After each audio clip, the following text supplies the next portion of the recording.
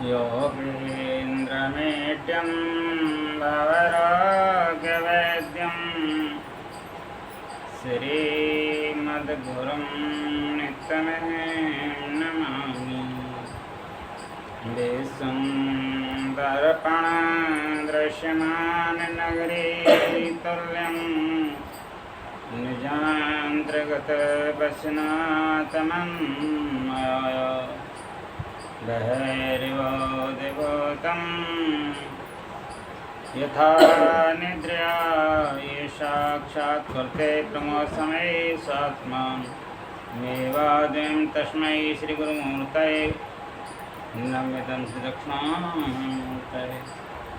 वन्दं गुरुपदकञ्जकृपा सिन्धुनररूपहरे महामहोत्तमकञ्जचासुवचन्द्रविकरे निकरे।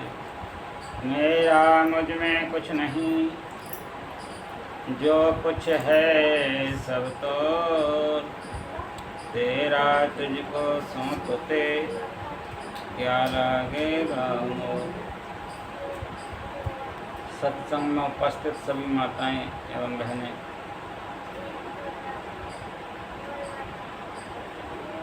आज तिथि पूर्णिमा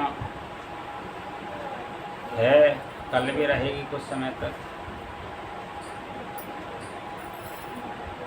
बड़े सौभाग्य की बात है कि हम गुरु पूर्णिमा पर परमपिता परमात्मा के नाम के लिए एकत्रित हुए, जीवन का सबसे उत्कृष्ट कर्म करने के लिए उपस्थित हुए। नाना भांति के कर्म संसार में करते आ रहे और जब तक शरीर में जीवात्मा रहेंगी करते रहेंगे, लेकिन किस कर्म के करने से परमात्मा प्रसन्न होते हैं,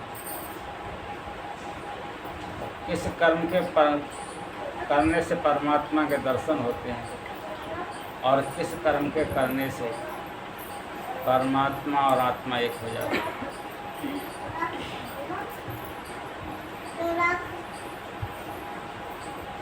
इदं तीर्थमिदं तीर्थ ब्रह्मताम साजना, आत्मतीर्थ न जानात कथम मोक्षम सुनप्रिय। हम जितने तीर्थ करते हैं उससे परमात्मा प्रसन्न होते हैं। वृंदावन जाते हैं, काशी जाते हैं, द्वारकाधीश के दर्शन करते हैं, वाराणसी जाते हैं, हरिद्वार जाते हैं, जितने भी तीर्थों में जाते हैं, मैं तो कहूँगा कि परमात्मा प्रसन्न होते हैं। लेकिन पता नहीं प्रसन्न करने के लिए परमात्मा को जाते हैं या अपना आनंद लेने के लिए जाते हैं या अपने पैसे का सदुपयोग करने के लिए जाते हैं या दुरुपयोग करने के लिए जाते हैं। जिस भाव से जाते हैं उस बात को वो जानते हैं। लेकिन इदम तीर्थ मिदम तीर्थ भ्रमताम साजना, संसार में भ्रमण करते रहने से परमात्मा का दर्शन नहीं होता। मुरादाबाद में हमारे दादा गुरु हुए थे संत देवी साहब जी महाराज। उन्होंने कहा, बैठे न रास्ता काटा, चलते न बाट न पाई। बैठा रहा, उसने परमात्मा को प्राप्त कर लिया, और संसार में जो घूमता रहा वो घूमता ही रह गया। आप कहाँ तक घूमोगे बताओ? पूरब दिशा को चले जाओ तो जीवन का अंत हो जाएगा, लेकिन पूरब दिशा का कभी अंत होने वाला नहीं। पश्चिम दिशा को चले जाओ, जीवन का अंत हो जाएगा, लेकिन कभी भी रास्ता का अंत होने वाला नहीं। उत्तर दिशा को चले जाओ, जीवन का अंत हो जाएगा कभी भी, लेकिन मार्ग का अंत होने वाला नहीं। इसी प्रकार दक्षिण दिशा को चले जाओ, किसी भी दिशा को चले जाओ। आप सोचते पैदल नहीं चला जाएगा तो एरोप्लेन से चले जाओ। एरोप्लेन जितना तुम्हारे दम हो उतना चला के चले जाओ, दिशा खत्म नहीं होगी। एरोप्लेन का पेट्रोल खत्म हो जाए, दिशा खत्म नहीं होगी। जितना मर्जी या दूर चले जाओ। इस प्रकार से मैं जानता हूँ कि परमात्मा भले ही प्रसन्न होते हैं, लेकिन परमात्मा का दर्शन नहीं होता, शांति नहीं होती। मंदिरों में लोग जाते हैं, दर्शन करके आते हैं,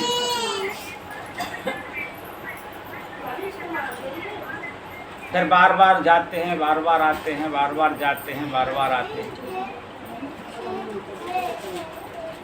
रोज ठाकुर जी के दर्शन करके आते हैं, लेकिन फिर भी उनका आत्मा को शांति नहीं होती। अगर एक बार दर्शन हो जाए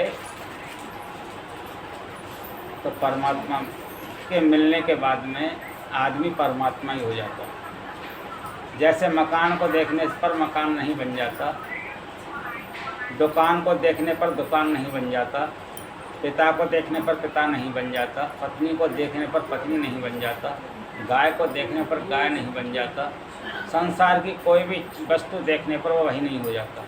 लेकिन परमात्मा को देखने पर, ब्रह्म को देखने पर ब्रह्म ही हो जाता है। जानत तुम्हें तुम्हें हो जाए, वह वही हो जाता है। एक बार दर्शन करने के बाद में आत्मा शांत हो जाती है, तृप्ति हो जाती है। कल्याण का मार्ग उसके कदम चूमने लगता है। कहीं वो कल्याण के लिए संसार के लोगों से प्रार्थना करता है कि हमारा कल्याण हो, फिर कल्याण का मार्ग उसके कदम चूमने लगता है। तो संसार में ये कपिल गीता में कपिल भगवान ने कहा, इदम तीर्थ मिदम तीर्थ भ्रमत ताम साजना आत्मा तीर्थ न जानात कथम मोक्षम शरणु प्रिय। कभी भी संसार में जब तक आदमी अपनी आत्मा को नहीं जानेगा तब तक उसका कल्याण होने वाला नहीं। आत्मा का रूप क्या है? आत्मा इस शरीर में रहती कहाँ है? आत्मा को हम देखेंगे कैसे? ये कौन बताएगा? बिना गुरु के पता लग जाएगा। 80-80 साल के लोग हो गए, उनको अपनी आत्मा के रूप का पता नहीं होगा। जब अपनी आत्मा के रूप का पता नहीं तो परमात्मा के रूप को उसको कैसे पता लग जाएगा? हम सब में आत्मा है कि नहीं है? अच्छा, वो आत्मा हमारी रहती कहाँ पर है इस शरीर में? कोई बताएगा कहाँ रहती है? कोई कहेगा हृदय में रहती है, हृदय का तो लोग ऑपरेशन कर देते हैं, फिर कहाँ चली जाती है? गले का भी ऑपरेशन कर देते हैं, सिर का भी ऑपरेशन कर देते हैं। आत्मा रहती कहाँ पर है? सांसों में आत्मा रहती है तो सांस भी रुक जाती है, तो आत्मा कहाँ चली जाती है? हम सत्संग करने के लिए जाते हैं, निरे गाने बजाने से सत्संग नहीं हो जाता। जब तक हमको कुछ ज्ञान ना मिले सत्संग में, आत्मा हमारे मन के साथ रहती है। मन कहाँ रहता है? आपने देखा जैसे दूध में मक्खन रहता है लेकिन दिखलाई नहीं देता है। दिखलाई किस लिए नहीं देता है? कि उसको हमको कुछ यत्न करना पड़ेगा। उस दूध को गर्म करेंगे, जमावेंगे, तब उसको मंथन करेंगे, तब उसमें से मक्खन निकलेगा। तभी तो पता लगेगा दूध में मक्खन है। वैसे दूध के कण कण में मक्खन है। इसी तरह से शरीर के एक एक रोम में परमात्मा का वास हो रहा है। अगर आप यहाँ पर दबाएंगे दर्द शुरू हो जाएगा, पैर की उंगली दबाएंगे दर्द शुरू हो जाएगा। दर्द तुम्हारा नहीं होता है, इस शरीर का दर्द नहीं होता है। अगर शरीर का दर्द होता तो जब मुर्दा जलाया जाता है तो चीख पड़ता, उसका सिर फोड़ा जाता है तो चीख पड़ता। उस आत्मा की वजह से आपका दर्द होता है। उस आत्मा का मंथन कैसे होगा? जिम दूध के मथन से, निक सत्य की जतन से, तिम ध्यान के लगन से पर ब्रह्म ले निहारा। जिस प्रकार के दूध का मंथन करने पर मक्खन प्रकट हो जाता है, इसी प्रकार आत्मा से परमात्मा का मंथन करने पर जो गुरु का प्रदत्त नाम होता है, गुरु महाराज इस नाम को देते हैं, उनके चरणों की वंदना करके, उनके चरणों का स्मरण करके, उस नाम का जाप करने पर परमात्मा प्रकट हो जाता है। मंथन होता है, जैसे मंथन हुआ। अगर हम कहें कि ओम के मंथन से भगवान को प्राप्त कर लें, बिना गुरु के हम ओम शुरू कर दें। बहुत से लोग अलफ लिख करके ध्यान करते हैं, बहुत से लोग ओम रख करके ध्यान करते हैं, बहुत से लोग गुरु की मूर्ति ध्यान करते हैं, बहुत से लोग भगवान कृष्ण की मूर्ति का ध्यान करते हैं, बहुत से माँ भगवती की मूर्ति का ध्यान करते हैं, कोई हनुमान जी की मूर्ति का ध्यान करते हैं। लेकिन सब में गुरु की आवश्यकता पड़ी। गुरु बिन भवन तरे न कोई, चाहे विरंच शंकर सम हो। विरंच कहते हैं ब्रह्मा के लिए, ब्रह्मा के समान सृष्टि का रचयिता हो जाए, यानी एक एक दिन में 1-1 हज़ार बच्चे उत्पन्न करें। ब्रह्मा तो और ज़्यादा बच्चे उत्पन्न करता होगा सृष्टि के अंदर। और ब्रह्मा और भगवान शिव की तरह संहार करता हो जाए, तपस्वी हो जाए, चाहे विरंच शंकर सम होई, इतना बड़ा उससे सब कुछ ज्ञान हो जाए, लेकिन गोरोबिन भवनिधि तरह न कोई। संत गोस्वामी जी का वचन है, पृथ्वी साहब का, तुलसीदास जी महाराज का, कि जब तक सच्चा गुरु जीवन में नहीं आएगा तब तक ना तो तुम्हें अपनी आत्मा का पता लगेगा और ना अपने परमात्मा का पता लगेगा और ना ही अपने मन का पता लगेगा। मन कहाँ से चलता है हमारे किसी भी काम को? आपके सामने कोई अच्छी वस्तु आ जाए, कोई भी अच्छी वस्तु, पुरुष आ जाए, कोई अच्छे खाने की चीज़ आ जाए, बर्फी आ जाए, मेवा आ जाए, मिष्ठान आ जाए, जब आप उसको देखेंगे तब आपका मन चलेगा। जब तक उस वस्तु को आप देखेंगे नहीं तब तक आपका मन नहीं चलेगा। तो मन कहाँ रहता है? इससे पता लग रहा है हमें, नैनन माही मन बसे, हमारे नैनों में मन का वास है। ये नैन जब जिधर को देखते हैं उधर को मटकते हैं और उधर ही को ये मोहित होते हैं। और निकस जाए क्या ठोर, और मन आंखों में बसता, निकस किस तरह से जाता है पता नहीं चलता। जहाँ हमारे लिए कोई वस्तु प्रिय लग रही है, मन हमारा वहीं पहुँच जाएगा। कैसे पहुँच जाएगा? हम मन को भी तो पहचाने। जब मन ही ना पहचानेंगे तो फिर आत्मा को कैसे पहचानेंगे, और आत्मा को नहीं पहचानेंगे तो परमात्मा को कैसे पहचानेंगे? नैनन माई मन बसे निकस जाए कैठौर, गुरु गमे तो परख ले नातर कर गुरु। और अगर आपको सच्चा गुरु मिल गया है तो परख लो कैसे कहाँ का निकलता है। तब संत ने दोबारा कहा कि नैनन माई मन बसे निकस जाए न ठौर, गुरगम भेद बताइया सब संतन से मोह। हमारे शरीर के अंदर से 9 छिद्र हैं, इन 9 छिद्रों के द्वारा ही मन का फैलाव होता है निकलने का। इसीलिए हमें आँखों के पट बंद करने चाहिए जब भजन करें तो, मुंह को भी बंद करना चाहिए और अपने कान को भी अपने वश में रखना चाहिए, अपने हाथ को भी अपनी गोदी में रख लेना चाहिए। जैसे बायां पैर नीचे, दाहिना पैर ऊपर रख लेना चाहिए और तब प्रभु का चिंतन करना चाहिए।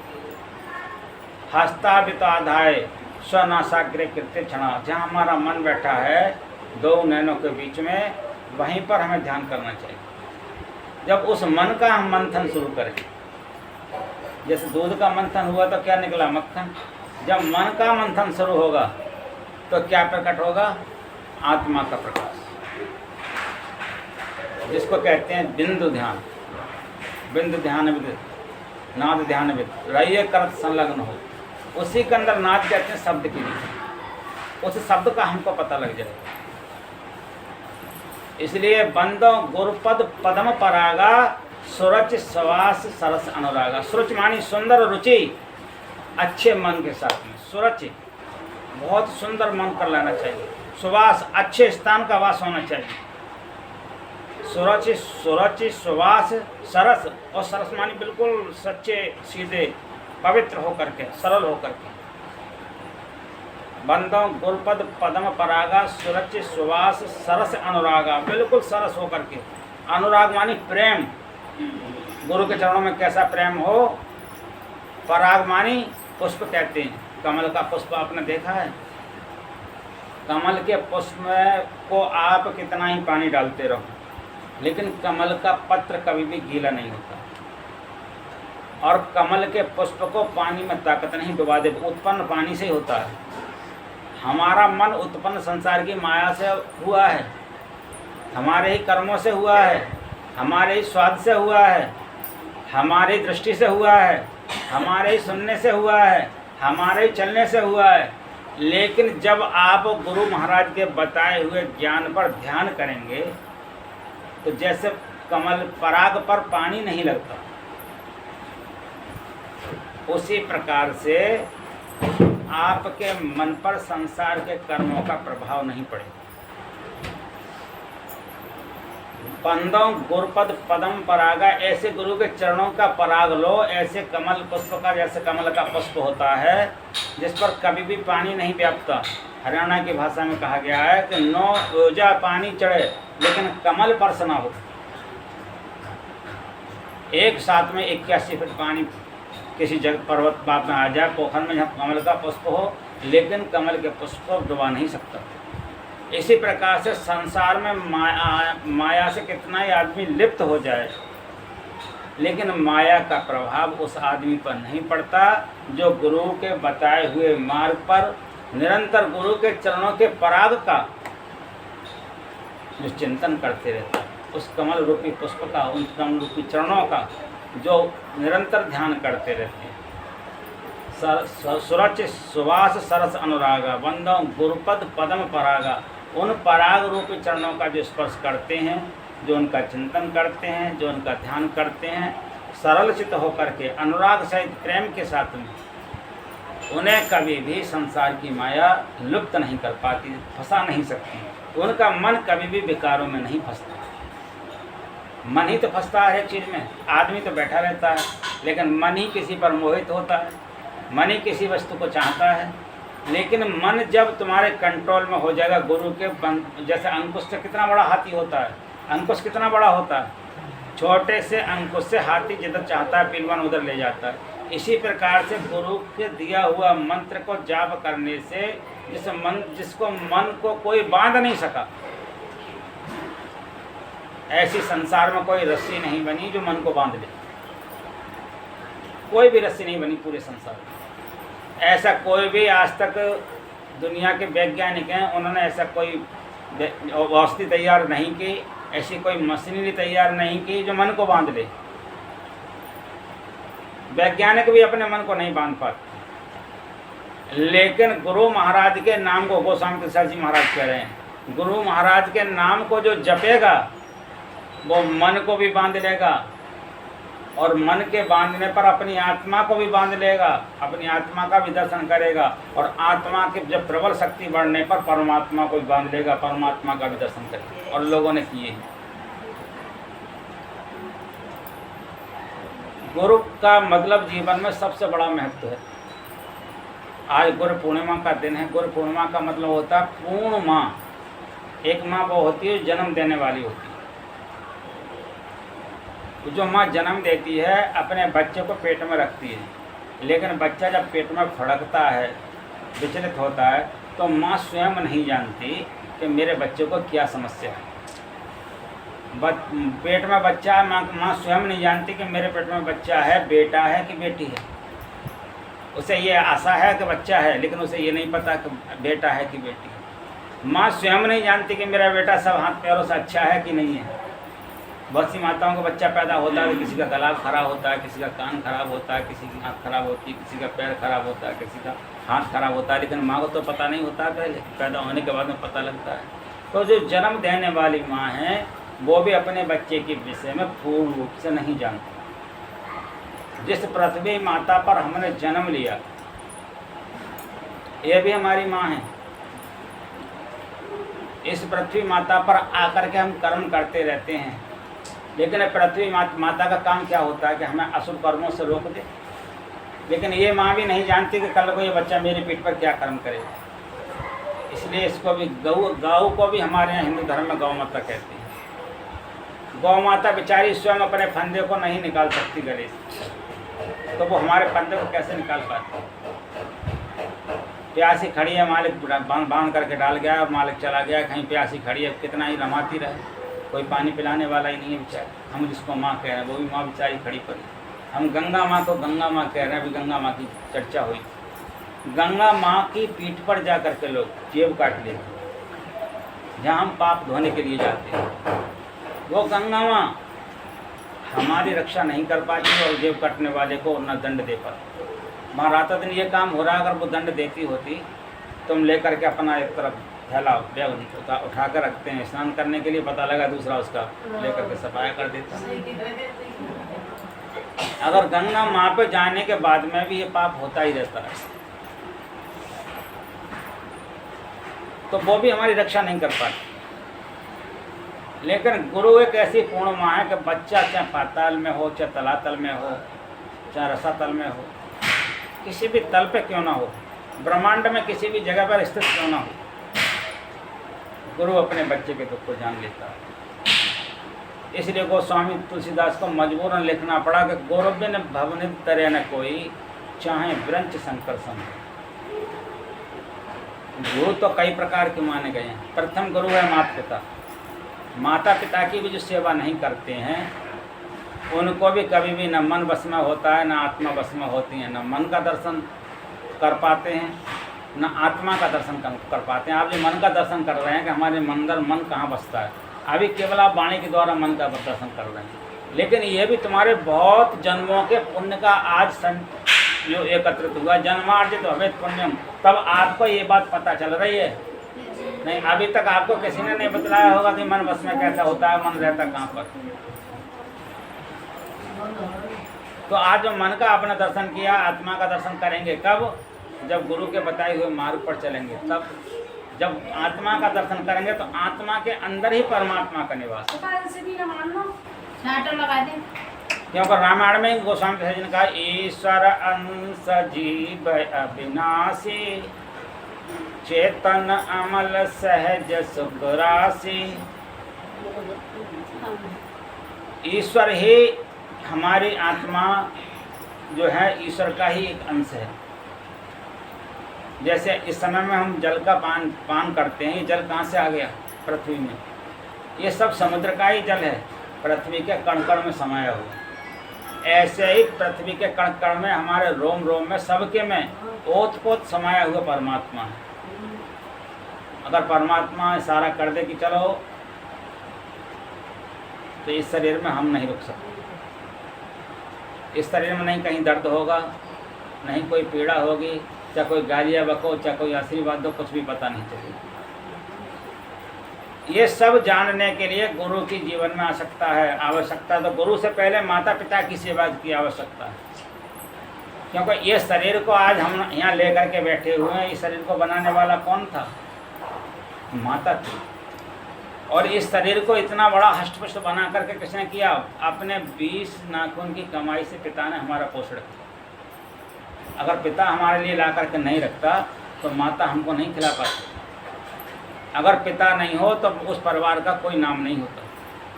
पिता ही से नाम संचित होता है और पिता से ही नाम चलता है। परिवार का नाम पिता ही है। अगर पिता नहीं तो परिवार का नाम क्या है बताइए? तो प्रथम गुरु है माता पिता, द्वितीय गुरु है गृहवास से बंद छुड़ाई, मन की दाई। दूसरे गुरु हैं मन की, पहले दाई माँ आती थी, अब तो दाई की जगह डॉक्टर नहीं आती हैं, फारा पेट निकाल के बाहर कर दें। उसको भी गुरु मानते हैं कि ऐसा नहीं निकलेगा तो हम ऐसे निकालना जानते हैं। तीजे गुरु जिन धरिया नामा, ले ले नाम पुकारे गामा। चौथा गुरु जिन वैष्णव कीना, राम नाम का सुमरण दीना। पंचम गुरु जिन वैष्णव कीना, राम नाम का सुमरण दीना। छठे गुरु जिन भरमगढ़ तोड़ा, दुविधा मेट एक ते जोड़ा। सातवां गुरु जिन सब शब्द लखाया, दुविधा जहाँ का तत्व कहाँ समाया। तो पहला गुरु हुआ हमारा माता पिता, जिसने हमको शरीर दिया। हमें उनकी आज्ञा का पालन करना चाहिए, तभी हमारा परमात्मा हमसे प्रसन्न हो। मरने के बाद में तो दुनिया की दावत करते हैं, और जब माता पिता जिंदा होते हैं तो एक गिलास पानी को मांगते रहते हैं बेचारे, उसको भी नहीं देते। जब तुम अपने माता पिता को ही, गुरु को प्रसन्न नहीं कर पाए, प्रथम गुरु को ही, तो अंतर आत्मा को ज्ञान देने वाले गुरु को कब प्रसन्न कर पाओ? पहला गुरु माता पिता है। माता पिता की सेवा में बिल्कुल भी नकारात्मक ऊर्जा का प्रयोग मत करो, बिल्कुल ना करो ही मत। जो माता पिता का है उस काम को करना चाहिए। अब आप सब माताएं आती हैं, बच्चों को भी आना चाहिए, क्योंकि बच्चों को ज्ञान कौन देगा? माता पिता का दिया हुआ ज्ञान बच्चे ग्रहण नहीं करते।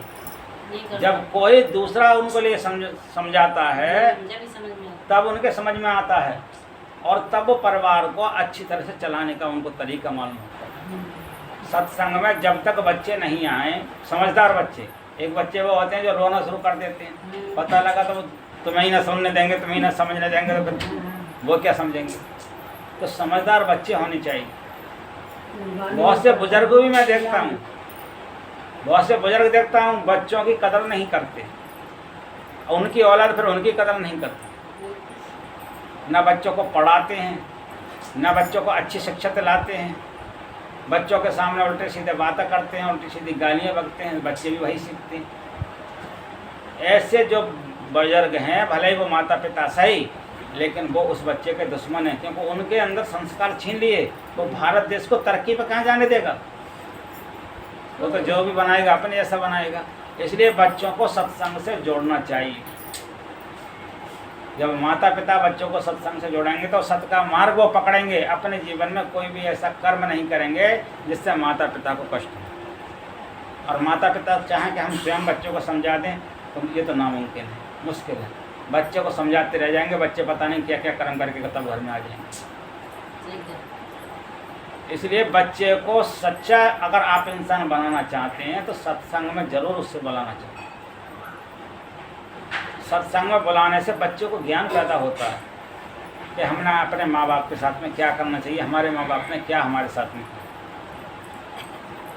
अमीय मूर में चूर्ण चारू समन सकल भव रुच करवारू। अमीय कहते हैं अमरता के लिए। जो गुरु महाराज के नाम का चूर्ण निरंतर चबता रहेगा, निरंतर पीता रहेगा, वो आदमी कौन हो जाएगा? अमर हो जाएगा, और उसका परिवार भी अमर हो जाएगा। आज मीरा का अभी आपने शास्त्री जी ने नाम लिया था, सबरी का नाम लिया था। सबरी कब हुई थी? त्रेता युग में। त्रेता युग को कितना साल निकल गया? त्रेता युग की उम्र कितनी थी? 12,96,000 वर्ष। द्वापर की कितनी थी? 8,64,000 वर्ष। अब कलयुग चल रहा है, इसकी उम्र कितनी है? 4,32,000 वर्ष। इतनी उम्र बीतने के बाद में सबरी का नाम लिया जा रहा। क्यों? उसने, उनके गुरु थे, अपने गुरु के दिए हुए मंत्र को उन्होंने निरंतर जाप किया। उस मंत्र के कारण आज सबरी अमर है। अमीय मूल में चूर्ण चारू, उस नाम के कारण ही आज सबरी अमर है, जिसका हम नाम पुकार रहे हैं। मीरा को लगभग 400 वर्ष से ऊपर ही होने जा रहे हैं, कलयुग में हुई थी, और मीरा का नाम अभी अमर है। कोई ये नहीं कहता कि मीरा मर गई, कोई ये नहीं कहता है मीरा भी भूतपूर्व। सब वर्तमान में उसका नाम लेते हैं, तो वर्तमान में है तभी तो नाम लेते हैं। अब मरने के बाद में आप लगा देंगे, किसी को रिटायर होने के बाद में भूतपूर्व। मीरा को कोई ये स्वर्गीय कहता हुआ देखा? स्वर्गीय मीरा, स्वर्गीय सबरी, स्वर्गीय कबीर कोई कहता है? कबीर साहब कहेंगे, कबीरदास कहेंगे, मीराबाई कहेंगे, रैदास भक्त कहेंगे, ये नहीं कहेगा। इनके लिए कोई स्वर्गीय नहीं कहेगा कि मर गए ये स्वर्ग को चले गए। ये वर्तमान में हैं, अमर हैं। क्यों अमर है? अमीय मूर में चूर्ण चारू। उन्होंने उस गुरु महाराज के दिए हुए नाम को निरंतर चूर्ण की तरह अपने चाटा, यानी निरंतर लिया, और उस निरंतर नाम लेने के कारण में आज वो अमर हैं।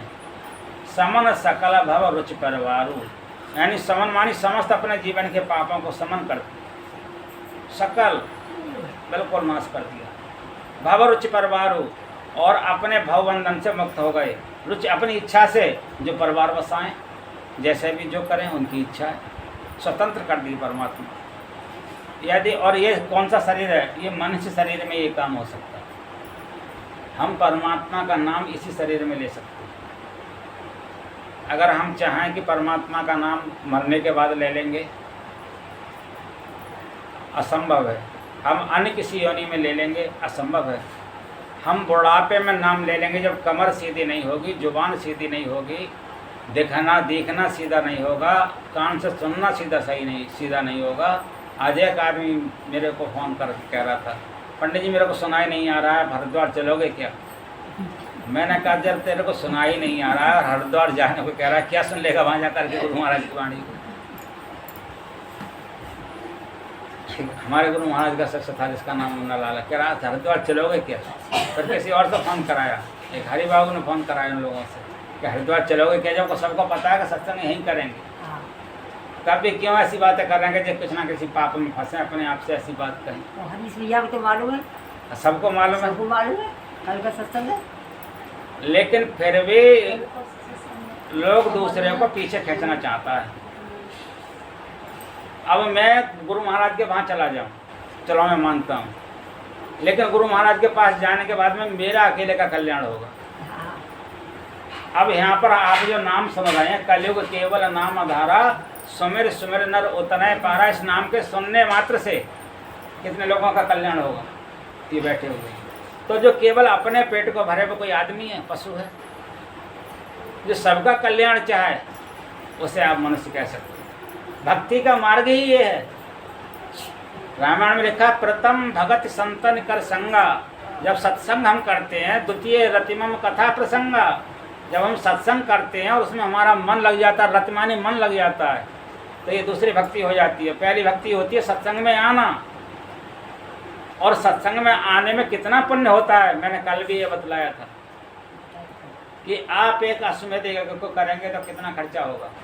एक अश्वमेध यज्ञ 40 दिन में पूर्ण होता है, और उसमें रातों दिन स्वाहा स्वाहा का मंत्र उच्चारण चलता रहता है, और 101 पंडित बैठते हैं, 108 पंडित बैठते हैं, जितनी गुंजाइश हो वो सब स्वाहा स्वाहा बोलते रहे। 108 कुंडलियाँ बनती हैं, कुंड बनती हैं, 1008 कुंड बनते हैं।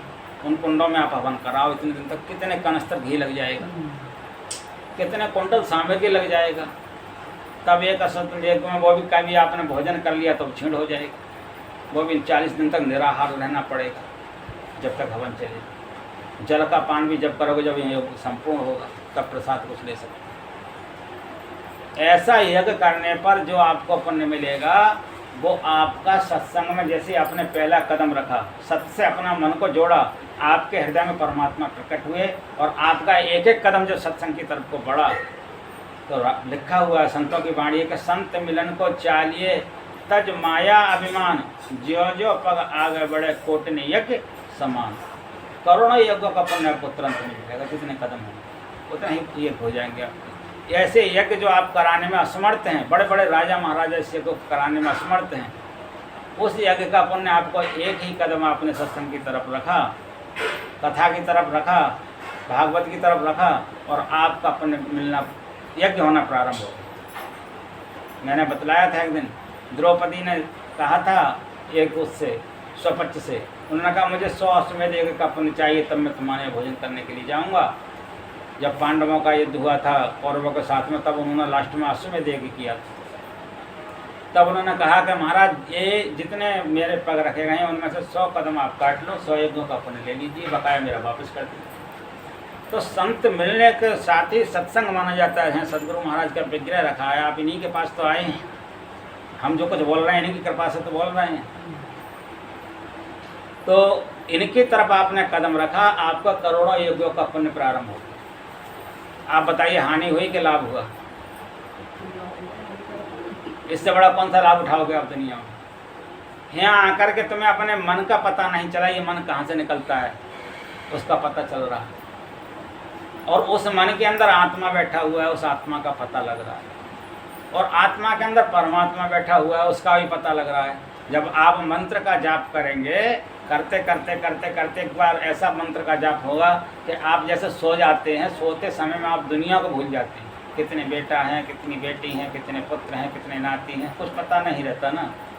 इसी प्रकार से भजन करते करते करते करते करते करते मन इतना सिकुड़ जाएगा कि बिल्कुल चिपक जाएगा उस आत्मा से, और आत्मा और मन एक हो जाएगा। जब आत्मा मन एक हो जाएगा, तो जब फिर भी मंत्र जब चलता ही रहेगा तो आत्मा और परमात्मा एक हो जाएगा, और जैसे भी दोनों एक होंगे, इड़ा और पिंगला एक होगी, सुषमा पाकर के टिकेगी, वैसे प्रकाश का दर्शन हो जाएगा। और प्रकाश के दर्शन में जैसे एक अंधे कमरे में कुछ दिखलाई नहीं देता है, जब लाइट जला दो तो सुई भी ढूंढ सकती है। इसी प्रकार से आपको ये पता लग जाएगा कि हमारे अंदर परमात्मा कहाँ पर प्रकाश होता है।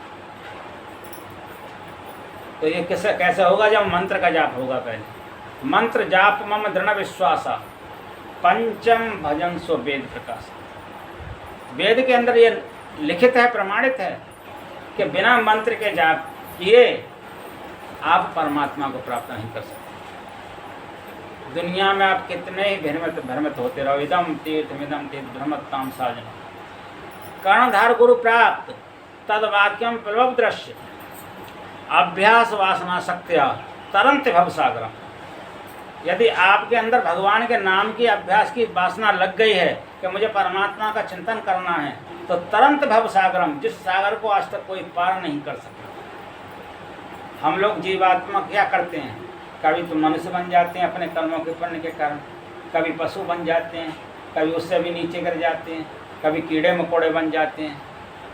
क्या बनते हैं हम? हमारी तो आत्मा है सबके अंदर, हमारी जैसी तो आत्मा है, कोई अलग से तो हो नहीं गई। हम अपने कर्मों के कारण अधोगति को जा रहे हैं। भोजन करते करते समय ही हमने चौका में बंटवारा कर लिया, एक को ताज़ी रोटी दे दी, एक को बासी रोटी दे दी, एक को मलाई का दूध दे दिया, एक को फीका दूध दे दिया। पाप हो गया, हमको पता नहीं चला, हमने तो स्वार्थ में दे दिया। पाप हम कर बैठे, उसके लिए उसकी अधोगति हमको भोगनी पड़ेगी। लेकिन यदि आपने मन में ऐसा जाप किया है तो आपको सब बराबर दिखलाई देंगे, सबका दर्द आपको बराबर दिखलाई देगा। इसी प्रकार से जब तक आप मंत्र का जाप करना नहीं सीखेंगे, मंत्र का जाप निरंतर होना चाहिए। उठत बैठत सोवत जागत टुक पीन नहीं तारा, छिन जंतर निस्दिन वाजे जम जालिम पचहारा। उठते हुए भगवान का नाम लो, सोते हुए भगवान का नाम लो, बैठते हुए भगवान का नाम लो, जागते हुए भगवान का नाम लो। ये 4 चीज़ें सीख जाओ तो आपका 24 घंटों का भजन हो जाएगा। जब सो तो भगवान का नाम लेकर के सोवो, जब उठो तो भगवान का नाम लेकर के उठो, जब बैठो तो भगवान का नाम लेकर के बैठो, और जब उठो तो भगवान का नाम लेकर के उठो, जब जागो तो भगवान का नाम लेकर के जागो। बहुत से लोग तो मंत्र में कहते हैं काराग्रे वस्ते लक्ष्मी, कर मध्य सरस्वती, कर मूले स्थिता ब्रह्मा, प्रभाते कर दर्शनम। आपको लक्ष्मी की जरूरत है तो इस तरह मुँह पे हाथ फिराओ। इन हाथों में लक्ष्मी का वास है, इसमें भगवान वासुदेव का वास है, इसी में ब्रह्मा का वास है, इसमें सरस्वती का वास है। लेकिन इन हाथों से मिलेगा ये सब कब? लिखा हुआ है कलयुगे दान वेकम, जब इन हाथों से दान प्रारंभ हो जाए। आप सोचो इन हाथों से हम किसी का थप्पड़ मार करके ये पुण्य प्राप्त करना चाहें सो नहीं होगा, किसी का छीन करके हम पुण्य प्राप्त करना चाहें सो नहीं होगा। इन हाथों से जब दान करना शुरू होगा, आप किसी का पैसा मांग करके हाथ फैला करके लेके देखना कितना मन कुंद रहता है, और देने वाले से पूछना उसका मन कितना प्रसन्न होता है। निज कृत कर्म भोग सुन भ्राता, कोई न कहु दुख सुख को दाता। हम अपने कर्मों की गति इसी समय में बना रहे। ये कर्मों की गति से हमको स्वयं पता लग जाएगा कि हम पुण्य में जा रहे हैं कि पाप में जा रहे हैं। आपके परिवार में 10 लोग रहते हैं, आपका 10 के प्रति सद्भाव एक जैसी है तो आप पुण्य के अधिकारी हैं, और 10 में भी अपना भाव अंतर और परिवर्तन आपने दे रखा है तो आप पाप करते जा रहे हैं। आपको दिखलाई देता है कि हम सुंदर हैं, हम अच्छे हैं, लेकिन आप अपने मन से अच्छे और सुंदर बन लो, कुछ भी अच्छे और सुंदर नहीं। 10 के प्रति एक ही भाव होना चाहिए, चाहे देवर हो, चाहे ननद हो, चाहे सास हो, चाहे जेठानी हो, चाहे देवरानी हो, चाहे बहू हो, सबके प्रति एक ही प्रेम, एक ही भाव होना चाहिए, एक ही जैसा भोजन होना चाहिए, एक ही जैसा प्यार होना चाहिए, किसी को कमबड़ नहीं देखना चाहिए। सत्संग से क्या मिलता है? सत्य का अनुग्रह करने के लिए, सच्चाई सीखने के लिए। एक माँ मेरे पास आई, बोले पंडित जी, मैंने हाँ बोलो, तो मेरे सीने में कमर में दर्द बना ही रहता। मैंने कहा क्यों बना रहता, क्या कारण है ऐसा आपके पास? मैंने कहा, उसको देखा और देख करके उसकी तरफ देखा, मैंने कहा तुम अपनी सासू माँ से कैसे रहती हो? बस उन्हीं का नाम मत लो।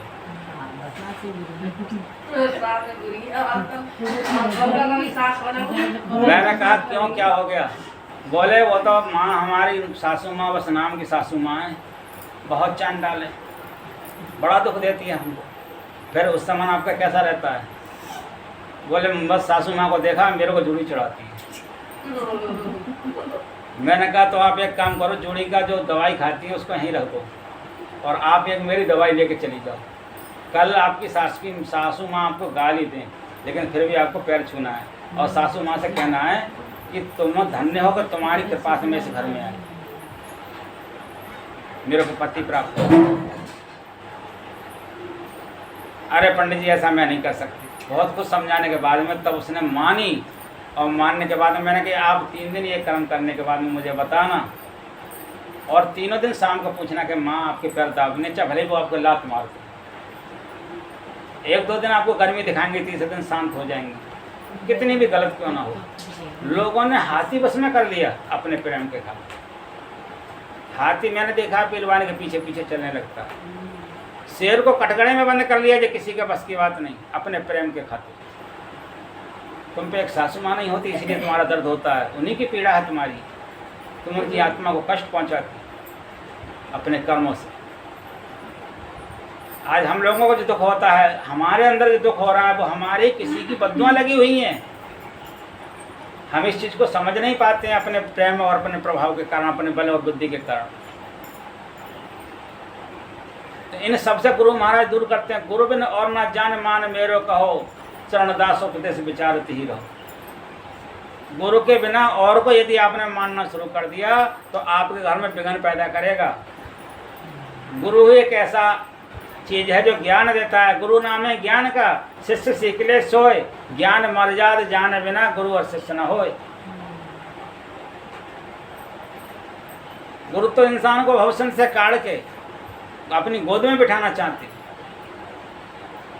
गुरु बिन मनुष्य की कभी भी कल्पना ना मिटे, गुरु बिन तिमिर नाशे नहीं। गुरु के बिना कभी भी अंधकार नहीं मिटता है, कल्पना खत्म नहीं होती। अब आपको इस सत्संग में जो सुन रहे हैं, इस समय में कोई कल्पना है किसी प्रकार की? किसी को कोई कल्पना नहीं होगी। कल्पना की मिट जाती है सामने आते ही सदगुरु की। अंधकार का नाश हो, यहाँ किसी को अंधकार का पर्दा दिखलाई दे रहा है, प्रकाश का ज्ञान मिल रहा है, प्रकाश रूपी ज्ञान अंदर में प्रकाशित हो रहा है। जो प्रकाश रूपी ज्ञान अंदर में प्रवेश करके जन्मार्जित जन्मों के मल को धो रहा है। नाम रूपी जो कानों में साबुन जा रहा है, ये तुम्हारे अंदर के पापों को धो रहा है। क्यों? आप सत्संग में बैठे हुए हो। प्रथम भक्ति एक ऐसे मार्ग है जो भगवान को बस में करती है, और भगवान मिलते ज्ञान के बिना नहीं है। तो भक्ति से ज्ञान उत्पन्न होता है। आप यदि भजन करेंगे तो आपके अंदर से ज्ञान उत्पन्न होगा। पढ़ा लिखा ज्ञान तो आप भूल जाएंगे समय आने पर, लेकिन अंदर से जो ज्ञान उत्पन्न होगा वो आप भूल नहीं पाएंगे। तो गुरबिन भवन तरह न कोई, चाय ब्रंच शंकर सम होई। अमीय मूर में चूरन चारू, समन सकल भव रुचि परवारू। समस्त परिवार को आप पालने में एक रुचि पैदा कर लोगे। इतना सुंदर सबको भोजन दोगे, इतना वस्त्र दोगे, इतना सुंदर मकान दोगे, क्योंकि आपने गुरु के मंत्र का जाप किया है। सुकृत संबतन विमल भूति, मंजुल मंगल मोद प्रसूति। सुकृत मानी तुम्हारे कर्मों को दुनिया याद करेगी, अच्छे कर्म हो जाएंगे। आप जिसके पास बैठेंगे उसके कर्म अच्छे हो जाएंगे। आप जिससे संबंध बनाएंगे उसके परिवार के संबंध अच्छे हो जाएंगे, कर्म अच्छे हो जाएंगे। अब जहाँ कर्म अच्छे हो जाए तो आदमी सुखी होगा कि दुखी? सुखी होगा। तो जब सुखी होगा तो किसका कल्याण होगा? उसका अपन किसका श्रेय होगा? आपका श्रेय होगा। अगर आपसे किसी को दुख पहुँचता है तो उस पाप का भागी कौन है? आप हैं। अगर आपसे किसी को शांति मिलती है तो उस पुण्य के भागी कौन है? आप हैं।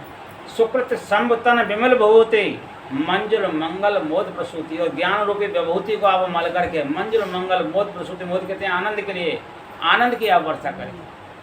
और जो आपसे संबंध में होंगे वो भी आनंद की वर्षा करें। समस्त किसके साथ हो जाएंगे? परमात्मा के साथ हो जाएंगे। आनंद कहाँ रहता है? आनंद का कभी भी विलोम शब्द नहीं है। आनंद का शब्द है परमात्मा। आनंद, परमानंद, ब्रह्मानंद, जो परमात्मा के नाम है। जब आनंद में आदमी आ जाता है तो दुख खत्म हो जाता है। उगर हैं विमल विलोचन ही के, मिटे दोष दुख भवरणी के। और आपका उग्र मानी तीसरा नेत्र प्रकट होगा। मिटे दोष, समस्त दोष मिट जाएंगे जीवन के, विलोचन ही के। इतना सब कुछ आपको मिलेगा। कब मिलेगा? जब आप गुरु महाराज के शरण में जाएंगे। अब बताइए कहाँ से मिलेगा? किसी दुकान पर खरीद सकते हैं? कोई व्यापारी ऐसा है चीज़ों को बेचता हो? केवल गुरु के ही चरणों में बैठ करके मिलता है। और गुरु की कृपा जब जिस पर हो जाए वो ये लोक सुखी और परलोक सुखी। गुरु को आप कभी भी बातों से संतुष्ट नहीं कर सकते। गुरु कभी भी मोह माया से संतुष्ट नहीं होते। गुरु देखते हैं कि ये भजन कितना करने वाला है, सद्गुण इसमें कितने ग्रहण हो गए हैं। गुरु उससे प्रसन्न होते हैं। यदि आपका भजन प्रारंभ हो गया है, आपका भजन चल रहा है, तो आपसे गुरु स्वतः ही प्रसन्न हो जाते हैं। गुरु नाम ही परमात्मा का दूसरा नाम है। क्योंकि बिना परमात्मा की कृपा से ज्ञान पैदा ही नहीं होता। बिन सत्संग विवेक न होए, राम कृपा बिन सुलभ न सोई। आपको जो ज्ञान मिल रहा है ये किसकी कृपा से मिल रहा है? ज्ञान मिल रहा है सत्संग से, लेकिन कृपा किसकी है? राम कृपा बिन सुलभ न सोई। बिना प्रभु के कृपा के, बिना राम की कृपा के ये सुलभ नहीं है सत्संग मिलना। सबसे बड़ी दुर्लभ चीज यदि दुनिया में कोई है तो सत्संग। आप लोगों ने जो 12 बजे या 1:15 बजे से आकर के यहाँ कीर्तन शुरू किया, भजन शुरू किया, ये भजन कीर्तन शुरू नहीं किया, आपने एक तरह से तपस्या की। इस तपस्या का कितना पुण्य मिलता है ये तो समय आने पर पता लगेगा। मैं एक बार बता चुका हूँ आप लोगों के बीच में कि 2 आदमी थे। एक बहुत ज़्यादा दुष्कर्म करने वाला था, एक पुण्य आत्मा था जिसने अपने दुष्कर्म करने वाले भाई के लिए ज़बरदस्ती भगवान का नाम लिखवाया। और जब उन संतों ने नाम लिखवाया तो उन्होंने भी राम राम पुकारा, उसने भी राम राम पुकारा। एक तरह से कीर्तन हो गया, एक तरह से भजन हो गया। उस भजन का प्रभाव से वो वैकुंठ चला गया। तो जो आप लोगों ने बैठ करके तपस्या किया, भजन किया, गान किया, उस गान के साथ में आपको अपने मन का पता मिल गया। मन को तो भगवान कृष्ण के सामने अर्जुन ने कहा कि हे भगवान, ये मन मेरे बस की बात नहीं, ये मन नहीं मानता, मैं अब युद्ध नहीं करूँगा। क्यों नहीं करेगा? अरे मेरे अपने में राज्य के लिए इनको मारूं। धनुष को छोड़ करके पीछे बैठ गया था रथ में। क्यों बैठ गया? उसके मनों ने देखा ये तो सब मेरे हैं, मैं इनको मारूंगा, इन्होंने तो मैं गोदी खिलाया हूँ। तब भगवान कृष्ण ने उसको गीता का ज्ञान दिया है वहाँ। और वही अर्जुन ने फिर बाण उठा लिया। कर्म ही पूजा है, कर्म करना पड़ेगा अर्जुन, नहीं तो तू कायर कहलाएगा, नरक को चला जाएगा। तू मारेगा तब भी ये मरेंगे। फिर भी वो नहीं मान रहा है। तब भगवान ने अपना विराट रूप दिखाया कि सब मर रहे हैं और सब मेरे अंदर आ रहे हैं, और सब उत्पन्न हो रहे हैं तो मेरे से ही उत्पन्न हो रहे हैं। तो ये जब तक मन, तो उनके कौन बन गए थे? भगवान कृष्ण। अर्जुन ने उनको गुरु माना था, उनके सच्चे गुरु थे। वंदे कृष्णम जगत गुरु, उन्होंने जगत गुरु की उपाधि उनके लिए दी थी। उन्हीं के कारण उन्होंने वो आज युद्ध में उनका नाम हो गया और समस्त विजय प्राप्त हुई। लेकिन करने वाले तो भगवान कृष्ण थे। तो ज्ञान देने वाले तो गुरु होते हैं। अब मैं यहाँ बोल रहा हूँ, बैठे तो ये हैं जो कुछ बोल रहे हैं इसके शरीर के अंदर, बाहर तो विग्रह है इनका, लेकिन अंदर में ये बोल रहे हैं। जो मेरे अंदर आत्मा है वो आपके अंदर भी, आप क्यों नहीं बोल पा रहे हैं? वो ज्ञान को क्यों नहीं बोल पा रहे हैं जो ज्ञान ये बोल पा रहे हैं? तो ये मैंने पहले कहा, मेरा मुझ में कुछ नहीं, जो कुछ है सब तोड़, और तेरा तुझको सौंपता क्या लागेगा मोल। और ये तेरा तुझको सौंपने का मतलब क्या है? कि आप सब इन्हीं की आत्मा हो, परमात्मा की आत्मा हो, गुरु की आत्मा हो। तो गुरु की आत्मा की चीज़ अगर गुरु के सामने उपस्थित उनके हवाले हो जाए तो इसमें गुरु नाराज तो नहीं होते हैं। अगर तुम सबका कल्याण चाहोगे तो गुरु नाराज थोड़ी होंगे। ये तो पुण्य आत्मा, तो तेरा तुझको सौंपते, उनकी वस्तु उनको दे दी जाए तो इसमें नाराज होने की बात है। उनका ज्ञान उनके सुपर्द किया जा रहा है। अब आप लोग कौन है? सब उन्हीं के तो हैं। तो उनका ज्ञान उनको सुपर्द किया जा रहा है। तेरा तुझको सौंपता क्या लागेगा मोह, इसमें मेरा कुछ नहीं है। मैं अपने को कुछ मान करके बैठ जाऊँ, ये मेरी मूर्खता होगी। क्यों? मेरे को तो एक मास की तरह लगाई जाएगी, जब समय आएगा और 1 मिनट में स्वा करके राख की ढेरी कर दी जाएगी, तब ज्ञान कहाँ चला जाएगा? ये केवल गुरु का ज्ञान है, परमात्मा की इच्छा से मिल रहा है। इसलिए उगरें बिमल विलोचन ही के, मिटें दोष दुख भव रजनी के। सब दोष मिट जाएंगे। ये ज्ञान होते ही तीसरा नेत्र ज्ञान रूपी चक्षु उदय होगा, और उसके उदय होते ही ज्ञान आगे दग्ध कर्मणा, जितने जैसे ज्ञान की अग्नि अंदर में प्रकट होती है, दग्ध कर्मणा, संसार में जितने भी पाप कर्म होते हैं दग्धमानी नष्ट हो जाते हैं, जल करके भस्म हो जाते हैं। ये होती है गुरु कृपा, जो आत्मा को निर्मल बना दे, सरस बना दे, श्वास अच्छा वास कर दे। बिना सत्संग के वास अच्छा नहीं होता। मैंने बताया था गंगा पे लोगों को जेब कतरों से डर रहता है। आप लोग यहाँ बैठे, किसी को डर है कि आप मेरा बटुआ कोई चुरा लेगा या मेरी कोई चैन काट लेगा? बिल्कुल जैसे एक मस्त हाथी बैठा होता है, एक जंगल में शेर होता है, वैसे शेर बन करके आप लोग बैठे। क्यों? भगवान के पास जाने के बाद में हर आत्मा शेर हो जाती है। अपने घर में कौन पहलवान नहीं होता? अपने घर का सब मालिक होते हैं। तो परमात्मा के घर में बैठ करके आप परमात्मा के मालिक, परमात्मा आपके मालिक। भगवान ने कहा, ना हम बसामी वैकुंठे, हम वैकुंठ में वास नहीं करते हैं। न योगिन हृदयंचा, न किसी योगियों के हृदय में हम वास करते हैं। नारद जी ने पूछा प्रभु फिर कहाँ रहते हैं? बोले मद भक्ता, जहाँ मेरा भक्त गुणगान करता है, यत्र गायत्री तत् तिष्ठाम नारदा, वहीं बैठ करके मैं अपने भक्तों में उनके दुखों को दूर करता हूँ और कथा सुनता हूँ। इतना सब कुछ भगवान हमको करते हैं। और जब हम भगवान के साथ होंगे तो कोई हमारे लिए दुख होगा? राक्षस के साथ होंगे दुख होगा, राहु के साथ होंगे दुख होगा, शनिचर के साथ होंगे दुख होगा, केतु के साथ होंगे दुख होगा, मंगल के साथ होंगे दुख होगा, हर ग्रह के साथ में दुख होगा। संसार के किसी लोग के पुरुष होंगे, वो चाहे बेटा ही क्यों ना हो, एक दिन जिस बेटे से सुख होता है वही बेटा एक दिन दुख भी पहुंचाता है। जिस पति से एक दिन सुख होता है वही पति एक दिन दुख भी पहुंचाता है। हर संसार का कोई भी व्यक्ति हो, हर जगह दुख होगा, लेकिन गुरु महाराज के चरणों में आने के बाद में कोई दुख नहीं होगा। सर्व सुख उत्पन्न होना शुरू हो जाता है। और जो स्वर्ग की संपदा प्राप्त करके लोग सुख नहीं प्राप्त कर सकते, वो सत्संग होने से ही प्रारंभ हो जाता है। कभी स्वर्ग में आपने सुना सत्संग होता है? वहाँ तो काम वासनाएं जागती हैं लोगों की, दूसरों से ईर्षा और द्वेष जागता है वहाँ तो। यहाँ इस समय में किसी को किसी से ईर्षा है?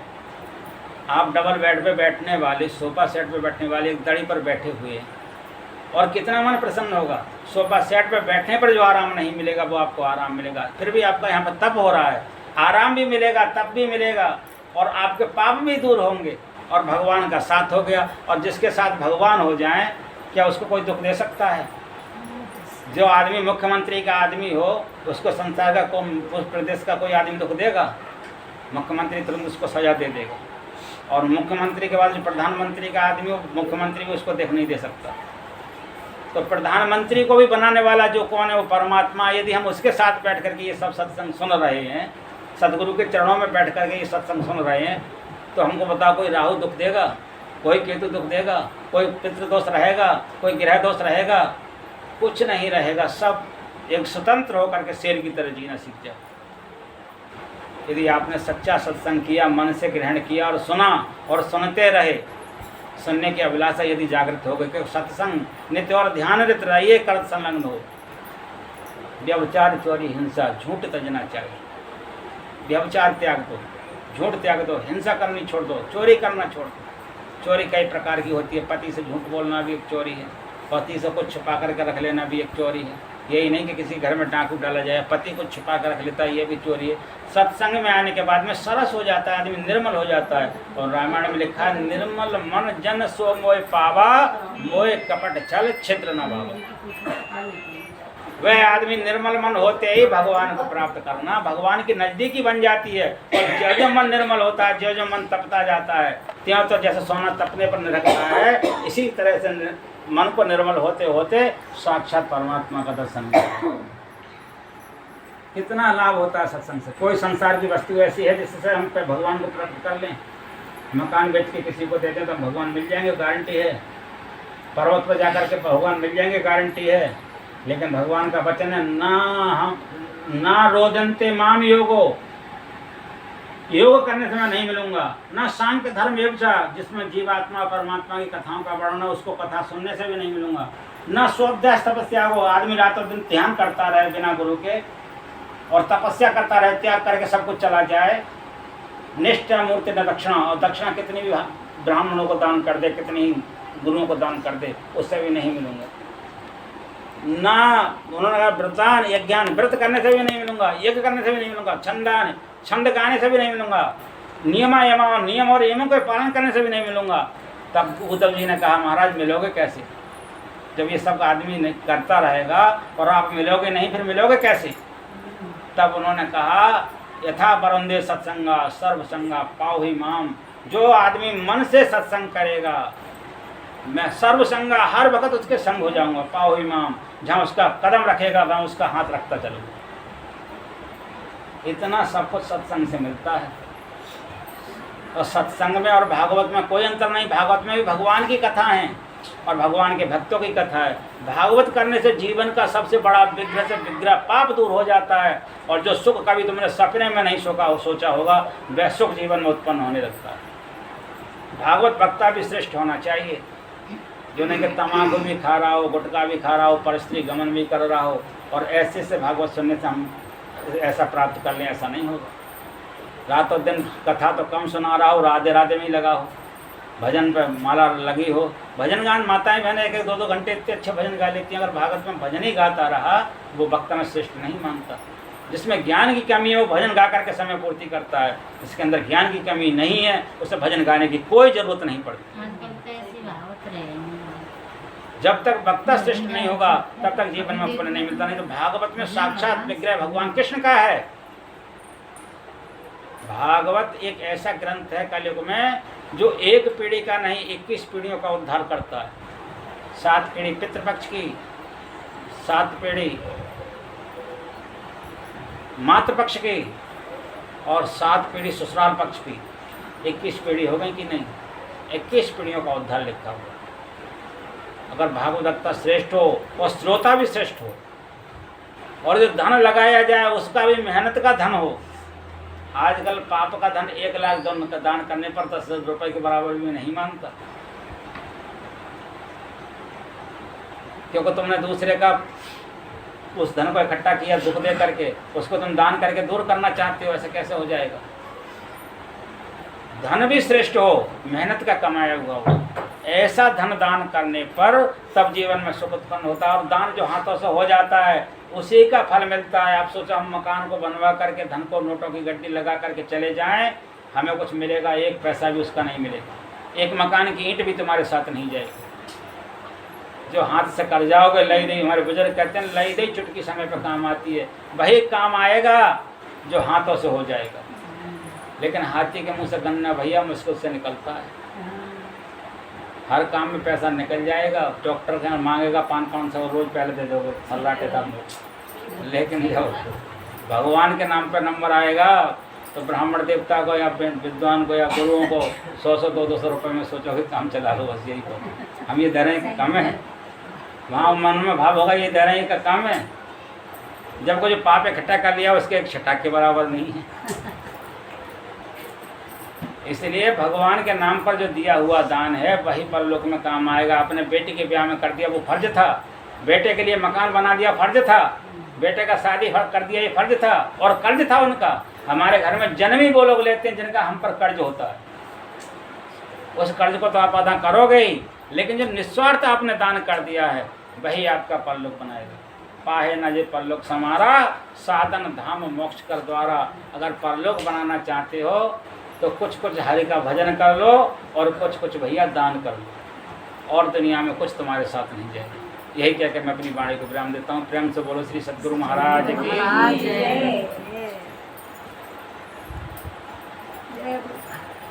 4:30 बज गया। आरती फारती करो टाइम 5 बज जाए।